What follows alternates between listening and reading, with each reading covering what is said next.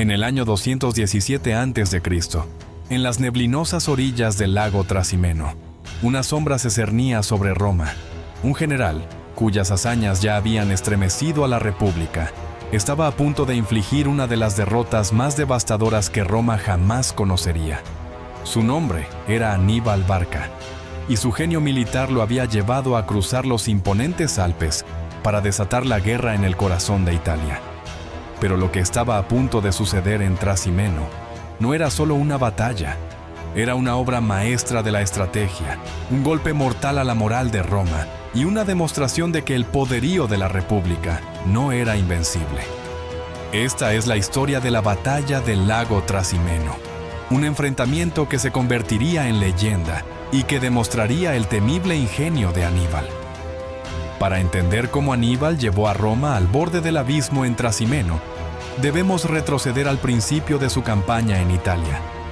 Tras cruzar los Alpes con un ejército que había sobrevivido a las inclemencias del clima y los ataques de tribus hostiles, Aníbal no tardó en asestar los primeros golpes a las legiones romanas.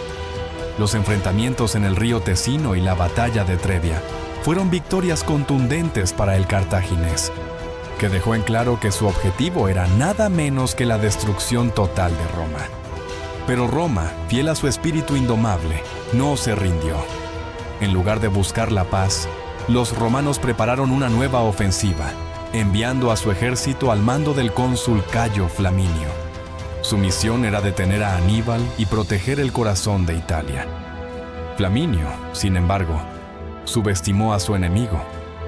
Aníbal, consciente de las limitaciones de su propio ejército, comprendió que no podía enfrentar a Roma en una batalla frontal prolongada. Necesitaba algo más, un golpe que destrozara no solo las fuerzas de Roma, sino también su moral. Y así, concibió una de las trampas más brillantes de la historia militar. Aníbal estudió el terreno y encontró el lugar perfecto para su emboscada, el estrecho paso a lo largo del lago Trasimeno, donde las colinas se alzaban abruptamente desde las aguas. Con una precisión casi diabólica, Aníbal preparó su trampa. Colocó a sus mejores tropas en las colinas que rodeaban el paso, ocultas entre la vegetación y la niebla matutina que se cernía sobre el lago. En el fondo del valle dejó a una pequeña fuerza visible, atrayendo a los romanos hacia una batalla que pensaban que podían ganar fácilmente. El amanecer del 21 de junio de 217 a.C. fue testigo de uno de los momentos más sombríos para Roma. Cayo Flaminio, impulsado por la arrogancia y la sed de victoria, ordenó a sus legiones avanzar por el estrecho sendero junto al lago. La niebla densa y la seguridad de su superioridad numérica cegaron a los romanos ante el peligro que se escondía a su alrededor. Confiados en su poder, las legiones marcharon hacia la boca del lobo. Fue en ese preciso instante, cuando la última fila de soldados romanos entró en el valle, que Aníbal dio la orden. Con un rugido que resonó en toda la cuenca, las tropas cartaginesas se lanzaron desde las colinas sobre los desprevenidos romanos. La sorpresa fue total. Los soldados de Flaminio, atrapados entre el lago y las colinas, no tenían espacio para maniobrar ni para organizar una defensa efectiva. La confusión se apoderó de ellos mientras los hombres de Aníbal caían sobre ellos desde todas las direcciones. El ataque fue brutal y rápido.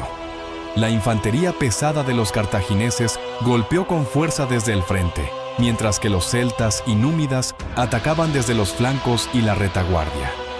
La desesperación se apoderó de los romanos, que se encontraron atrapados en una trampa mortal sin posibilidad de escape.